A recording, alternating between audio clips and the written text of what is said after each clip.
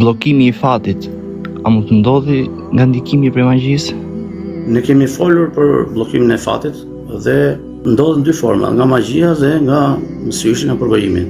Magjia e bllokimit të fatit kemi folur, nuk ka simptoma, domodhimi i kokës, këto simptoma që kemi theksuar.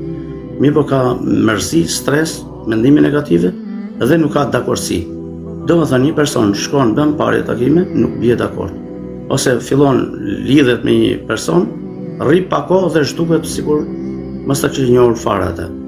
Ose mund të rri dhe 5 vjet, vjen momenti i duhur për të martesë, prishet kjo kuror, me fjalë kjo bashkim. Kështu ndodh magjia e bllokimit të fatit. Ndodh dhe nga syri, nga përgojimet.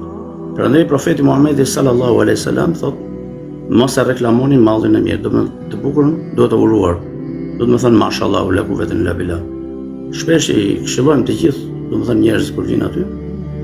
Nëse Allahu të mundson gjë të mirë dhe vetë duhet të më thënë mashallah, ta urosh.